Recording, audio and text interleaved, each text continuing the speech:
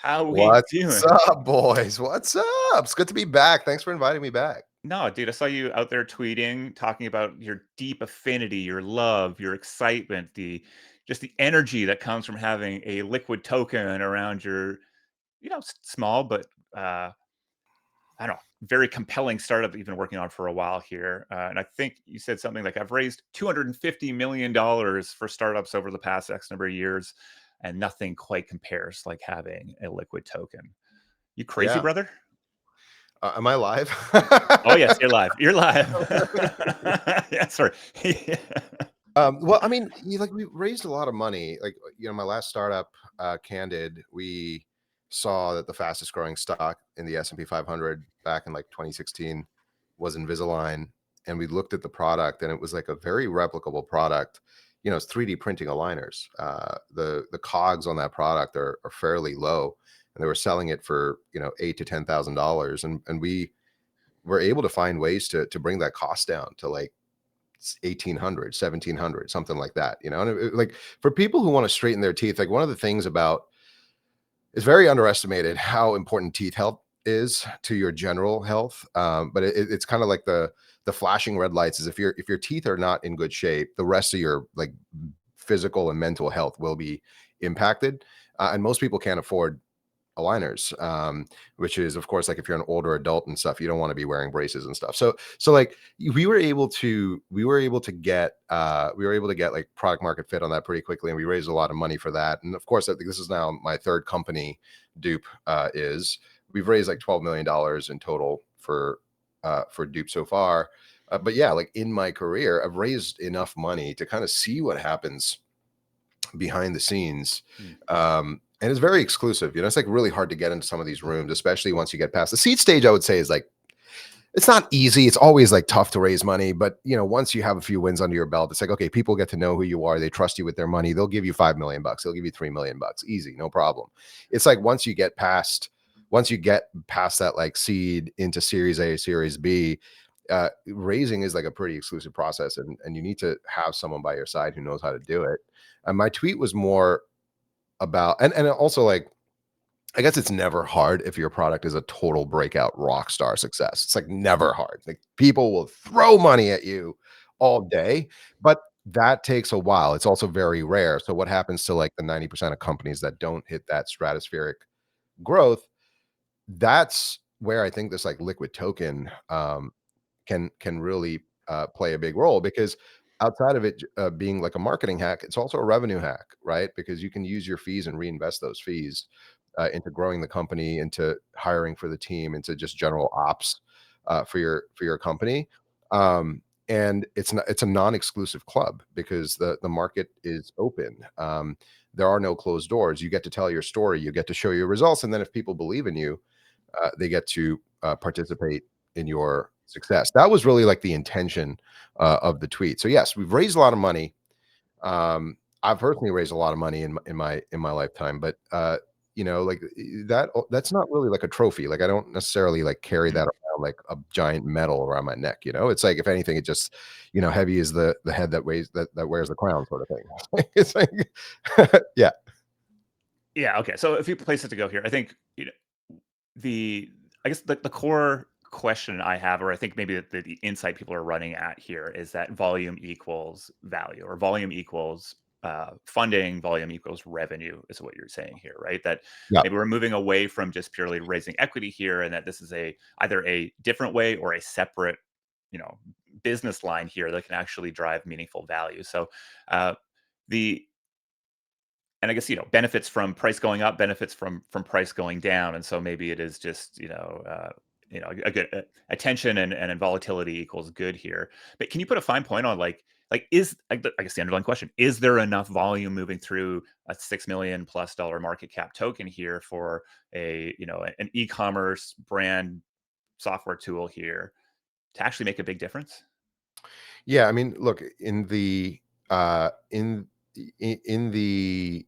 4 months that we've been live, we've done almost like 2.5, maybe close to $3 million in fees paid out. A lot of that, because remember, like when we launched, we own none of our token, so a lot of that was deployed to buy back our token, because I think it's really important to it's important to own your token. And I believe in the Dupe token long term, of course. And so we've redeployed a lot of that capital. Had we owned the token out the gate, which a lot of the new launchpad, mechanics allow for you to do that. We weren't beneficiaries of that, unfortunately, but um, Yellow.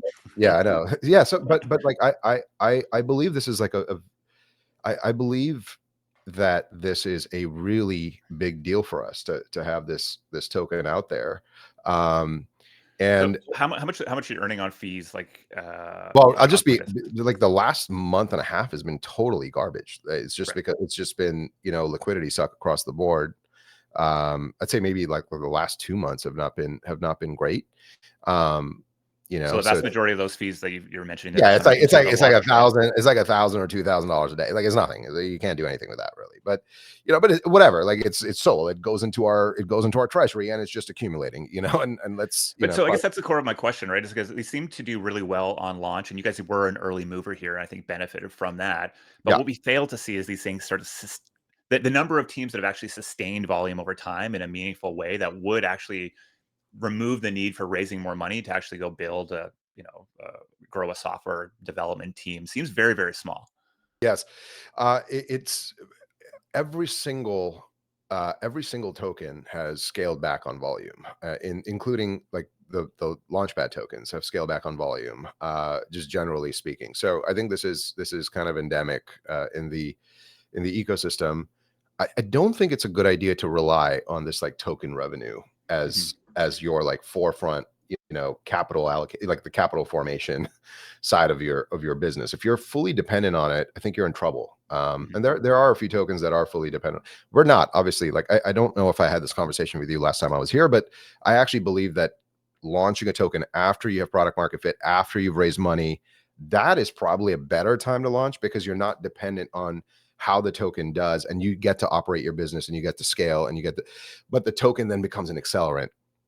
And I think, like, the thing that I've been working on personally for the last few months is, how do we tell a better story about what we're building at Dupe, right? We started very narrow, and we're mhm. starting to tell a broader story. So we're trying to, like, kind of open the kimono for the market to kind of see the why behind. So, like, one of the things, for example, that we started talking about is the road to a billion shoppers. Hmm. So is Dupe.com going to get to a billion shoppers? Very hard to do. Not going to rule it out. Very hard to do. But there are ways to exponentiate growth where you build infra for the next stage of where ecom is going. And we believe every technological shift changes the way things are bought. And that's trillions of dollars, right? Flowing in and out of a system on an annual basis, like $4 or $5 trillion. So, okay. So, we used to have catalogs. Catalogs got centralized into malls. Malls got digitized by Amazon, right? Like, then stuff was put onto your phone on the App Store, was mobilized with the App Store. And like, where we are going now is like this AI agent to agent commerce, where people are not necessarily going to be buying just on one site. They're going to go to ChatGPT. They're going to go to Dupe. They're going to go to Perplexity. They're going to go to these sites or these products and ask questions, and then hope that the other end of that question is a product link with the best deal. Then when they click on it, they buy it, and they don't necessarily have to visit the website to buy. This is where things are going. This is inevitable. And what we've done in the last year and a half is we have dog fooded millions of sessions, like over almost 20 million people who have used Dupe, and we've just built the best product, the best infra for this agent to agent commerce. And so, and we do this every day. We go into Perplexity, we run a similar query that we do on Dupe, and it takes them like 15 minutes, and they give you a long wall of text. They're not giving you product links. ChatGPT is not giving you product links. None of these product links are monetized. There's no ability to check out. We've got all the rails for this. Like, this is why we built Dupe. This is what we built into Dupe. And now exposing that is a really big story, because now you get these breakout apps, whether they're verticalized or horizontal. These breakout apps get to use our infra for the key purpose of shopping, and we can help these products like Perplexity, like ChatGPT, monetize this like shopping intent behavior that's already happening on their apps. We help them monetize it. We give them better results, and that explodes our usage. So the road to a billion shoppers does not have to mean any longer that it's shoppers on dupe.com. It's shoppers using Dupe's infra. Does that make sense? So like that's how we're thinking about it. 100%. So I think, I mean, you guys really came out of the gate with very effective D2C marketing, right? I think you Yes. were all over TikTok and Yeah. shorts and all this sort of stuff with a beautiful mustache, just really compelling. You're very, very good. I mean, I think actually I had seen all of that stuff prior to meeting you at one of our portfolio summits that That's showed, right. where I don't interesting. think people know that we share an investor, by the way, We do but share yeah, an investor. yeah, Yes. we do. Yeah. Steve's, what a human. Um, But is it right to think of really the future of Dupe here as being, enterprise sales into these whatever consumer apps are ultimately going to be dominating the user experience here, or do you sort of see Dupe as are you trying to position Dupe as like one of those destinations as well?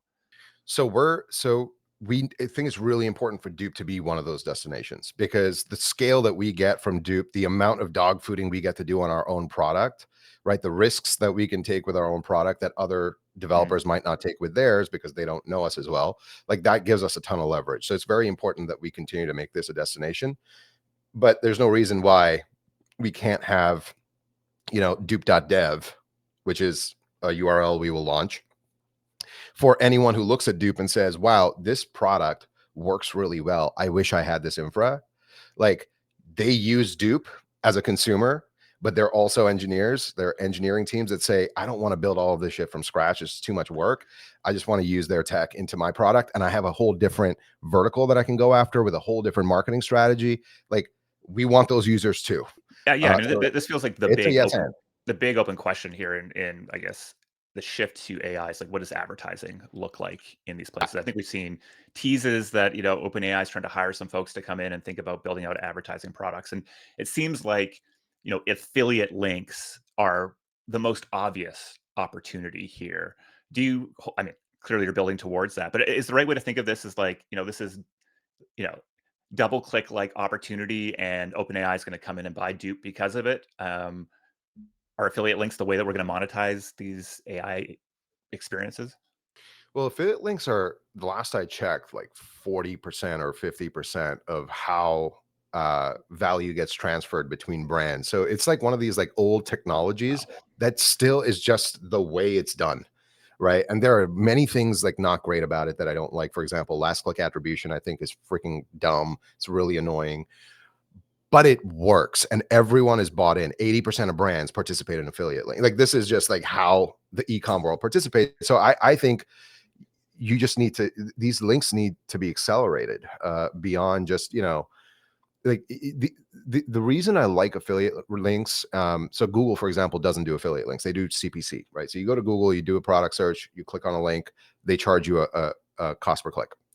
The reason I like affiliate links is because you get to get a sizable percentage of the commission, and on the kind of back end of that or the front end of that is a ton of trust. So these brands come to you and they say, "Look, I don't have budget per click, but I will like if you perform, if you do a good job, selling my product, I will give you a lot of my sale, right?" And so they are far faster at moving with these affiliate links. And that's why we personally invested in it. And one of the really cool things that we've seen with Dupe, and this is why I love that we have this like central product that consumers use, is that when consumers come to Dupe, 70% of the sales happen within that first day. Like it happens, like they come to Dupe and it's like, I trust it. I've done my research. I feel like I know what the price is. I know what the competitors are offering. I know what product I want. I feel good about this purchase. So the regret barrier is lost. At that point, you like the rate of returns are down. You feel better about having done your pricing research. You're less price sensitive because you feel like you have a Mm. sense of what the market has to offer. So like a brand looks at that and says, "Holy shit, that's a weapon. Like that's powerful, right?" Like someone comes to this website and that gives us leverage when we talk to them. We say, look, like we've got all these millions of people. You should be paying us more, or other brands are going to outcompete you on their affiliate links by paying us more. And so like that's the game that they play with us. So will OpenAI do that? I don't know if OpenAI will do that. I think it might be more CPC based, more like Google. And then it's very PvP on the CPC side, but affiliate links is still by far and away like the biggest way like these brands spend money in marketing. Yeah, I mean, seems like one of those categories where if you aren't in it, you're kind of ignorant of the scale and the impact of it, Yeah, yeah, of which is course. interesting. Yeah, Um, all right, I'm curious. I know, since we probably last checked in, what part of your big journey? Actually, I'm interested in two parts of your journey, especially around the Dupe token. One, yeah, I think it's been a search for how does it fit into this broader world that you're building, yeah, and then. Uh, yeah, maybe let's start there. How have you thought about how do you contextualize Dupe? How do you think about its utility value? What is it yeah. representing? Yeah, there's this like conversation around tokenized equity versus utility tokens versus meme coins and stuff like this. We are squarely in the utility side of things. We just don't think like tokenized equity is interesting enough. Like setting up offshore accounts and like offshore entities and stuff just like feels off to me. Something about it just does not resonate. What is And it? not, What is it that doesn't resonate though? Because I think that's interesting. I think it's a um, very interesting point. Well, first of all, the setup isn't actually equity. Let's just start there. It's it's this like fugazi equity. It's like we have this offshore account that owns the equity. You don't actually get exposure to that equity. You may or may not get the upside of that equity. That's totally up to us. It's totally discretionary. But you get to speculate on whether there will be a liquidity event in the future for that equity. It's like, okay, cool. You just got bought by Google, but they like Google's giving you equity, not cash. Most sales, like most acquisitions, are equity based. They're not cash based. So like, okay, now what? What, you're gonna give tens of thousands of token holders Google's equity? You think Google's gonna allow that shit? Not gonna happen, right? And also, like, if it's a $300 million exit and you've got all this cash sitting on the sidelines, a founder is gonna look at that on the day of acquisition and say, like, why do I want to give? Yeah, exactly. Why do I want to give hundreds of millions of dollars away to token holders? Like, that is weird. So it's fugazi. It's not real. It needs to be tied to rights, and unless you actually have access the same way that an equity investor has access to your tokens, to me it's just like not worth doing. It's a good marketing gimmick. It's a great way to build hype up front, but any like savvy investor is going to look at that and say, yeah, okay, I can read between the lines here, like this is going to get abused. So for us, this is not interesting, not right now, until the US does the Clarity Act that actually allows tokenized equity to happen the right way, at which point we can have that conversation. I'm not even interested in talking So about it. what's the alternative then? The alternative is tied to network activity. More people use Dupe. The token goes up in value because they earn Dupe, they spend Dupe. They're telling their friends to get more Dupe, right? Like they're bringing people into the network. Like every click on Dupe is resulting in the Dupe token's value being impacted, because when people use Dupe more, we buy back the token more. Okay, Simple. put a fine point on the mechanism here. So volume comes through, you earn revenue, you take a portion of that revenue, and you buy back the token. So basically, so if you go to Dupe and right now and you like run a search, you earn Dupe. When you click on a partner link, you earn Dupe. When you invite your friends, you earn Dupe. When you install our extension, you earn Dupe. When you download the mobile app, you earn Dupe. So every day you come back, you keep using Mhm. Dupe, you earn Dupe. Every time you earn Dupe, we buy Dupe off the market. Does that make sense? Like, that is, to me, it's like, okay, cool. No, tens of millions of people are And using Dupe. Keep buying Dupe off the market. and so And you're sort of looking at that as a customer acquisition cost in some way that's just totally, that's persistent. exactly what it is. It's CAC, it's marketing. That's what it is. And if you believe that Dupe is in pole position to keep growing, we're already like at the top in the shopping vertical. If you believe that we have a very high ceiling, a long way to go, and we're just at the beginning, which we are, right? Like, okay, now you get to speculate. Okay, cool. There's this like API out there. All these apps are going to be using Dupe's API, hundreds of millions of users using Dupe's infra. All of that is network activity that is used to leverage against buying the token. Like, Mhm. that is powerful to me. That, or you can speculate the other side and say, no, I don't think Dupe is going to do any of this. I think this founder is full of shit. I think this product is shit. I think all of this is going to zero, and boom, done. That's your call, but you get to have fun with it. And we are not lying to anyone and telling people you're getting these like rights and equity and this and it's discretionary and all this bullshit. It's like, no, it's tied to activity. Yeah. Okay. How is that resonating with your token holders? Because it feels like a very simple, easy to grok idea, and yet we're not really seeing that pop up in a lot of other token models right now. Yeah, I don't know why people are not like leaning into network activity more. To me, this is like the most obvious thing. It's like the product gets used more, so the token sees that that value priced in. I don't know why they're not doing it. Our token holders are very excited about it. They're like waiting for us to drop a white paper, which we will be doing Wait, imminently. exciting. Yeah. So we're gonna explain it all. We're gonna explain it Right. all. Like this is part of like the narrative that I don't think I've done a great job of in the last couple months. If I'm being very self-reflective on it, I have not. I've gone on podcasts like this one, streams, and talked about it, but I haven't like put it into stone, put it on our website, made it super clear. So this is what I'm going to do next. Very obvious, brain dead next step. We're going to make it very clear why we're doing a utility token in this way tied to network activity and what activity is actually going to result in us buying back the token. So one of the things I hear often from founders when I'm speaking about launching tokens is the fear of expectations, and the fear of some random $10 buy, thinking they've got control over your life in some way. Even at the start of the show, I was talking about a meme coin called Runners, where this kid is literally running on a treadmill, and people are demanding he runs 14 hours a day or they're going to nuke his chart. How has that experience of having a live token really been as you've been trying to figure this out? It's been really hard. I mean, the first couple months were really hard, and then I just like started tuning out the noise. I only listened to about 12 people, to be completely honest. I have a Telegram where I invite who I think are the smartest holders, and they give me varying opinions.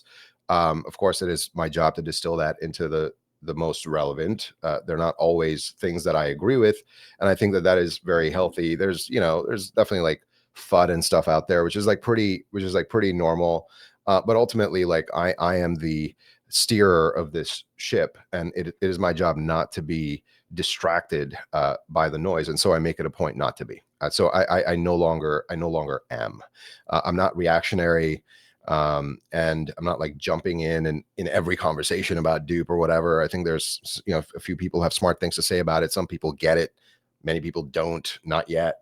And then they get upset when the price goes up and they feel sidelined and then they start fighting. So like this is like normal. This is what it is. This is what it is.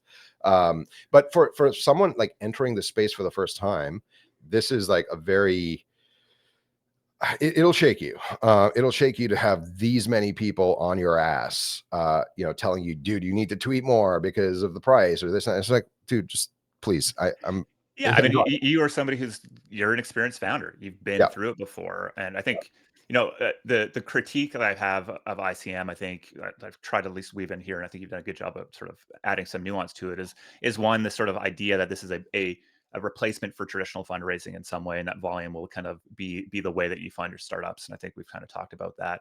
The yeah, other is that it's like the right thing to do if you were like a new founder, that if you do not have access to the traditional capital markets, which a lot of people don't, whether you're no, around the world or whatever, that this, or maybe you don't have the credibility yet, you don't have the reach yet that launching these things. And so there's totally. like these launch pads have their own incentives here to try to sort of spin this narrative that gets many, many, many more people to launch tokens.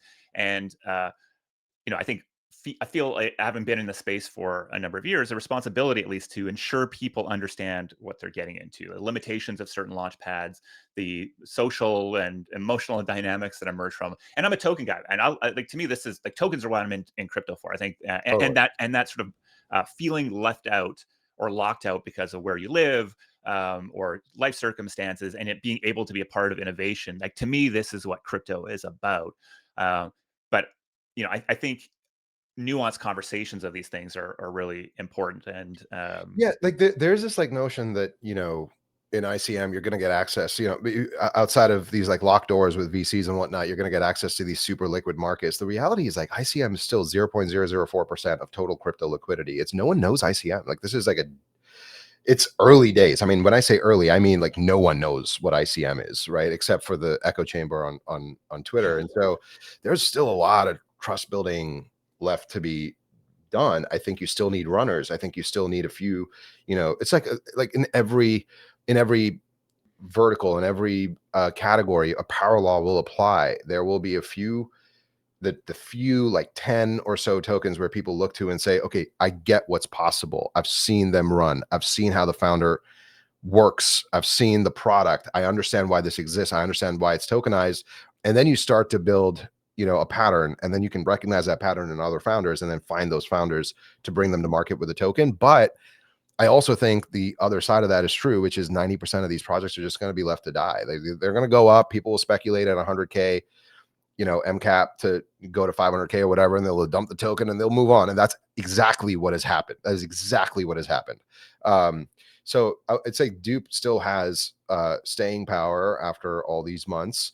And like I believe it's like such an early, so we're so freaking early in what's coming. And Q4 is our Super Bowl. Like this is where we go big. And so that's what we're gonna do. I love it. It's probably the posters you have up around the office, right? Q4 is our Super Bowl. Is that the thing? Q4 I is the love Super it. Bowl. Okay, That's I'm right. gonna one more question before I let you go, and I appreciate you being very generous with your time here. But I Yeah, just for sure.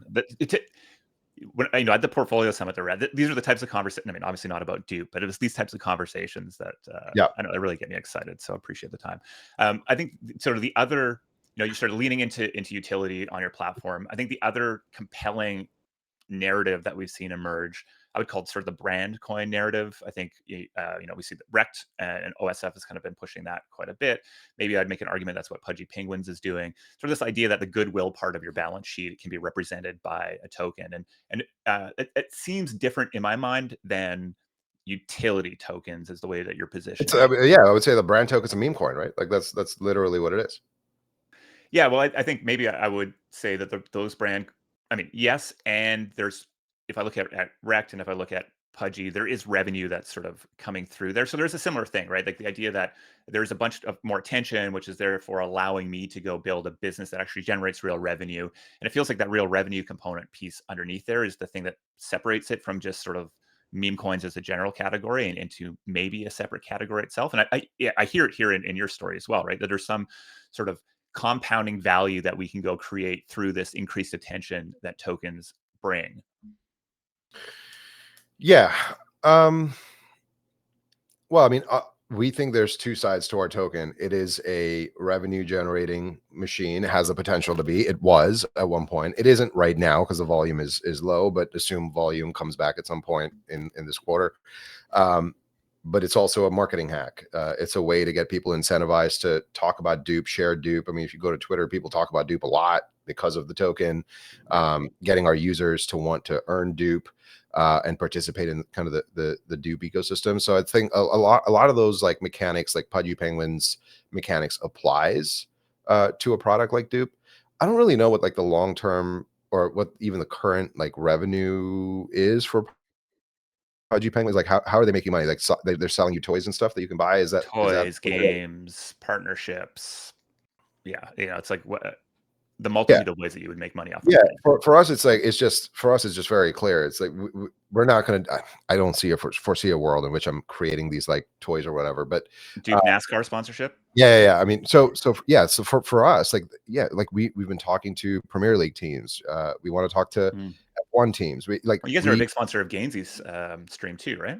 well, we did. We were the first Pump Fun sponsor ever, and we completely opened up a model on Pump Fun. Gainsey now has 3 other sponsors. We stopped the sponsorship with him like I think like a month ago, Okay. or something. Like it was like a test. We did it for a couple months to see how it went. Um, we like that model. Getting the logo out there.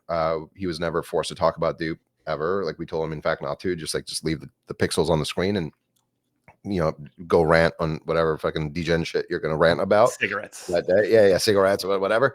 Um, like we want to be able to use the revenues of our tokens for things like this, like to get billboards, to Mm. get on jerseys, to right, like that is the point. That's why we have a treasury. We have a couple $1 million sitting in our treasury. We buy other coins with our treasury, knowing that these are coins we believe in, that we believe will go up. And eventually, the revenues from or the upside from those coins are going to go back into Dupe. That's why we have the mean treasury. So we obviously believe in this model, but ultimately the thing that I care about is because Dupe grows, the token does well, right? It's like the Yeah, network you kind activity of want to makes have like I mean, it's so much of startup building is focus and yes, knowing what are you driving towards. And it feels like the big risk with tokens can be that all of a sudden you have two bosses, right? yes, You have the crowd and the token holder, and then you have your product, and it feels very tenuous at best. And so I think there's a lot of insight in how you're approaching this and trying to make those things one and the same. yeah, exactly. And right, the two bosses problem is solved with a utility token that's tied to network activity because you get to focus on the product because that's what makes the token work, It's right? It's like one dashboard, baby, not it's one token dashboard. price. It's like, what are we It's driving one here? dashboard. Exactly right.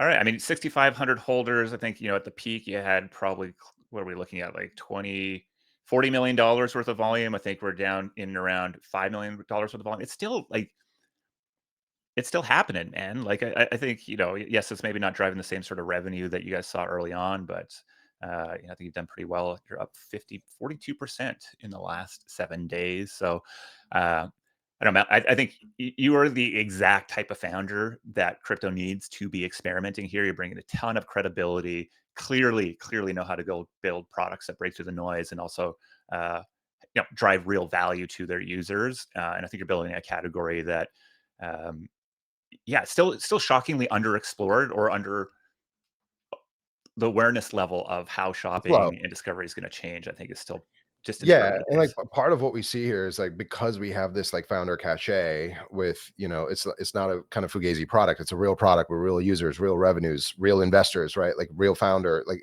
we think we have a shot here to model behavior, which is why we're so careful about how we talk about it, what we're saying about it. We're not just, bull posting or whatever all day. It's like, no, no, like we're going to tell you guys what's happening. We'll give you a sense of what's coming. But at the end of the day, like we are building a mega business and that takes precedent overall. And if you believe that the network activity of that business is tied to the token and the token will be impacted by the business doing well in a positive way, then let the founder build, is what I'd say. Let him White cook. white paper season incoming. Bobby, really appreciate you taking the time with us today. Thanks, Jess. Congrats on all the Appreciate it. success, and we look forward to checking in with you again soon. Thanks a lot, bro. All right, buddy. Thank you. Bye.